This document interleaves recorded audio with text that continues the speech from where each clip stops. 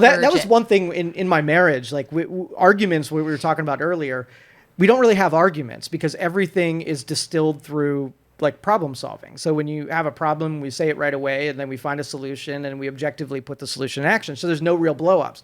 So every once in a while, I'll be like, it's been a while since we like fought about any contention. So let's have one real quick. And we'll try to draw out something so subtle and stupid. But if there's anything grating on you, throw it out there. We'll fake mock argue about it to get it out of our system. And then we'll laugh about it on the other side. But it's not, it wouldn't be a fake mock argument. You just said, think about something that you actually have as a bit of contention. Well, think of all the useful things. We just say them when they happen. We don't bottle them inside. We just get them out when they're happening. So the things we have to dig for are usually so freaking stupid that we can laugh about them because they're so mundane that it obviously, we have a good threshold for what should be said and then what's not a big enough deal. I'll just deal with it. Like, I don't like your shoe right there. It's so stupid. That's like, all right, well, I'll put it somewhere else then. And then we laugh about it.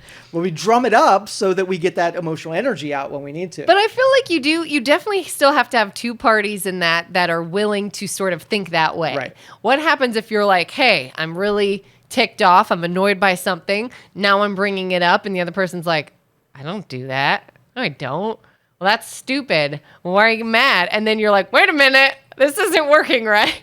See, and that's where intelligence comes because before you do something, you create the rule set. So when you get into a relationship, you set the freaking rule set that governs what you want to happen and what you don't want to happen. Yeah. It's almost like the tire analogy.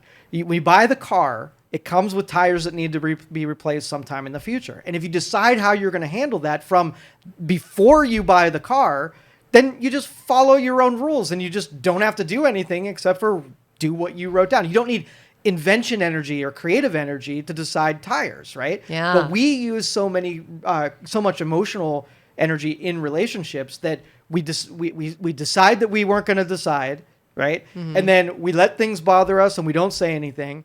And then we bottle it up till it's a volcano. We don't release it until it's time. And ever watch like when Hollywood portrays two couples going to a counselor and they don't say this shit regularly, but when they have a third party and they just unload on each other. Yeah. Right? That's the cork that gets pulled out. And then you just say all the shit that you should have been saying from the very beginning of the relationship. See, but what if, kind of like you said. Here comes the what ifs. Okay, let's do some justification. It's still sort of, and I definitely see your point. I mean, we talked one day about like premarital counseling and discussing absolutely everything, so you're not blindsided by something that they see differently when you're in it, and now you're like, oh dang, we're different. But like you said, you see the couples in the movies on the couches. A lot of times, though, you see those people have been saying the things. And it's going nowhere. They're like, I have been telling you that it, I don't know, drives me crazy when you leave your clothes on the floor or whatever. I say it every day and you refuse to do anything and all you do is call me a nag, And I think that's like where, what if you have the contention where because there are two different people, they don't see things the same way.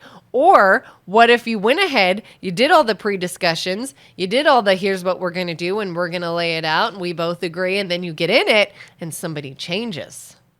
I feel like with humans, there are other variables that go into things. Brokenness. Like, I mean, shit happens even when in the car analogy where other things are going to happen. But the thing is, there's sort of like a tree of contingencies, right? Uh-huh. And you don't have to pick one contingency and then get all bought into that. Like if I wanted to escape my house during a fire, I'd be like, here's a window and I'm going to throw the ladder out and I'm going to get down. Good. Fire thing done.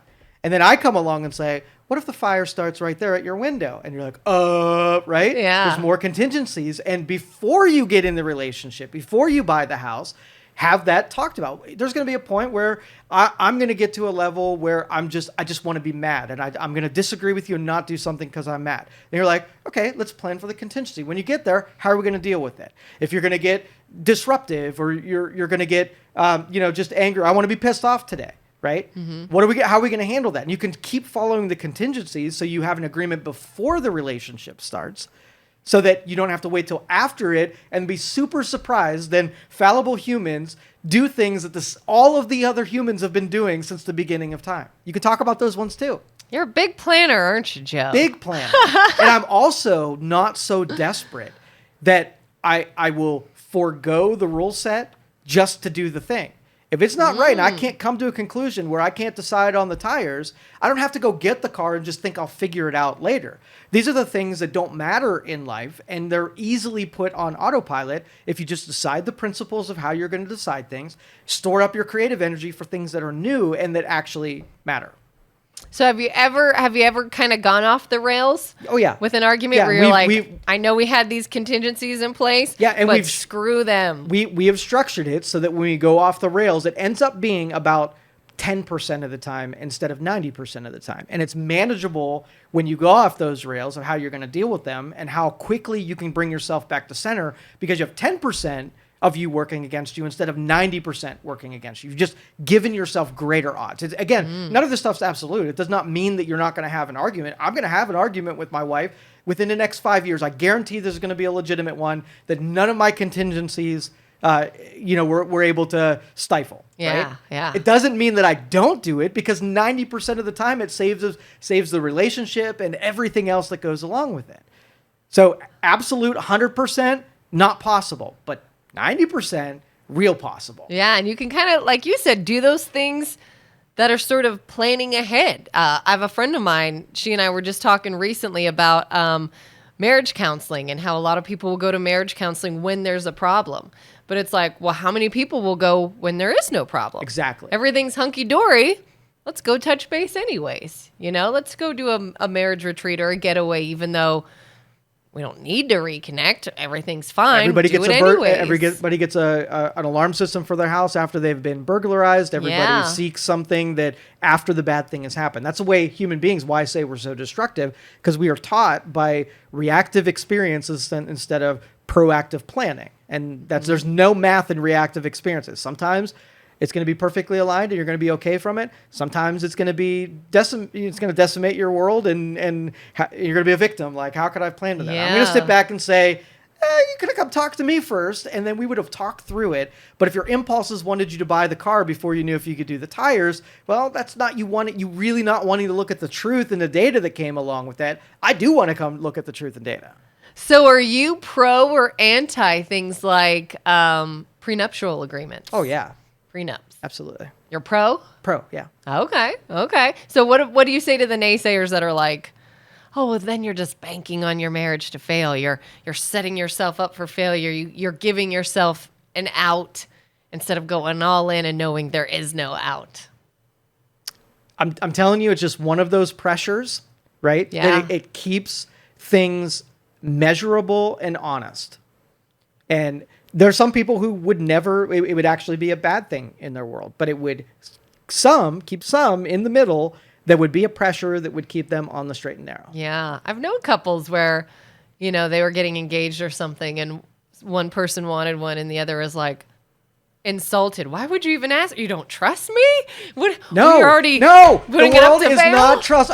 Those things, like you want to pretend like you have full trust, but you don't. It's not real. It's an illusion.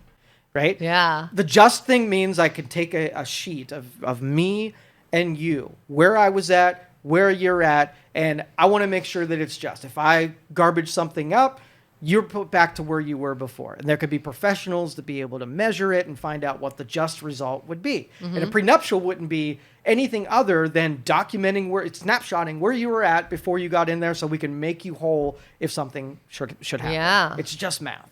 I mean, some people that think I'm weird, when we got married, I kept my own bank accounts in my own name. He had his in his name. We do have a couple of joint ones, but I said right off the bat, I was like, when I was younger, before I was ever married or engaged, I heard so many stories of women that went all in and their husband was the main controller of the finances and they didn't deal with anything as far as their finances go or bills.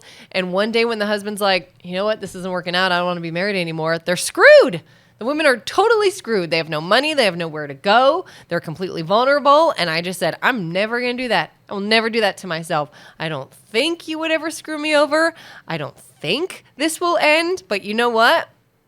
I'm going to keep my money and you can't touch it just in case. Well, that's a healthy contingency. And you should also do the other side where you should put accounts together that things that you're not entitled to, that if you decide you're not going to do it, the things you're going to give back to them to make them whole for you taking more than you gave. So if you contingency plan, if the goal of a prenuptial is to equalize all things, if it just doesn't work out, you got to do both sides of that equation.